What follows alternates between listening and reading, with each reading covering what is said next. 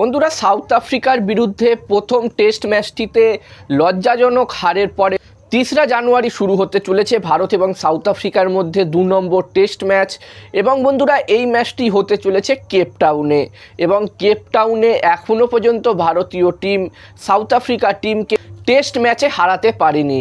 এবং প্রথম টেস্ট ম্যাচটি এত বড় ব্যবধানে হারার ফলে ভারতীয় টিমের কনফিডেন্স লেভেলও কিছুটা হলেও লো থাকবে। অন্যদিকে সাউথ আফ্রিকা টিমের কনফিডেন্স লেভেল অনেকটাই হাই থাকবে, যেখানে তারা প্রথম ম্যাচটিতে দারুণ জয় পেয়েছিল।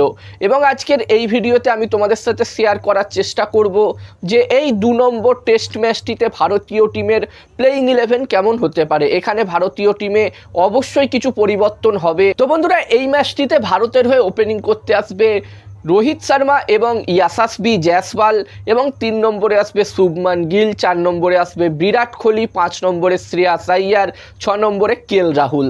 তো এখানে ১ থেকে ৬ নম্বর পর্যন্ত কোনো চেঞ্জ হবে না। এখানে আগের ম্যাচটিতে ভারতীয় ব্যাটিং লাইন আপ একদমই কোলাপস করে গেছিল।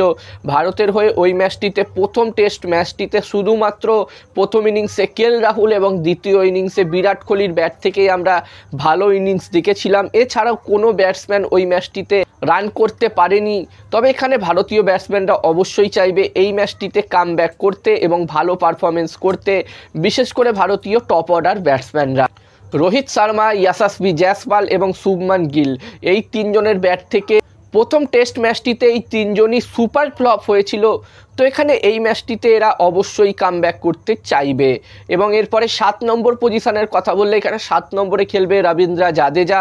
এখানে বন্ধুরা, প্রথম ম্যাচটির আগে রবীন্দ্র জাদেজার চোট লেগেছিল এবং সেই কারণে জাদেজা অ্যাভেলেবেল ছিল না প্রথম ম্যাচটিতে। তবে জাদেজা এই মুহূর্তে পুরোপুরিভাবে সুস্থ, পুরোপুরিভাবে ফিট আছে এবং এই ম্যাচটিতে, এই ২ নম্বর টেস্ট ম্যাচটিতে সে অ্যাভেলেবেলও থাকছে। এবং ৮ নম্বর পজিশানে খেলবে শার্দুল ঠাকুর। যদিও বন্ধুরা, শার্দুল ঠাকুরের অল্প চোট লেগেছে, প্র্যাকটিস করার সময় তার কাঁধে চোট লেগেছে।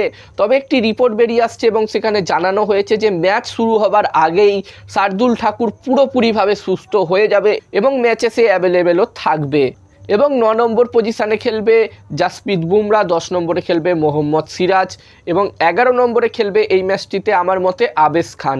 যেখানে এই ম্যাচটির জন্য আবেশ খানকে ভারতীয় স্কোয়াডে অ্যাড করা হয়েছে, যেখানে প্রথম টেস্ট ম্যাচটিতে প্রসিদ্ধ কৃষ্ণার পারফরমেন্স খুব একটা ভালো হয়নি। তাই এখানে আমার মতে এই ম্যাচটিতে প্রসিদ্ধ কৃষ্ণার জায়গায় এখানে আবেশ খানকে ভারতীয় দল সুযোগ দিতে পারে। এবার দেখার বিষয় থাকবে কি হয়। তো আমার মতে এটাই হতে চলেছে ভারতীয় টিমের প্রবাবলি প্লেইং 11 এই ২ নম্বর টেস্ট ম্যাচটির জন্যে। আমার মতে এখানে দুটো পরিবর্তন করবে ভারতীয় টিম। এখানে রবিচন্দ্রন আশ্বিনের জায়গায় জাদেজা খেলবে এবং প্রসিদ্ধ কৃষ্ণার জায়গায় এখানে আবেশ খান খেলতে পারে। এবার দেখার বিষয় থাকবে কি হয়। আর তোমাদের মতামত কি এই ম্যাচটির জন্য ভারতীয় প্লেইং 11 কেমন হবে? অবশ্যই তোমরাও চাইলে কমেন্ট করে কমেন্ট বক্সে জানাতে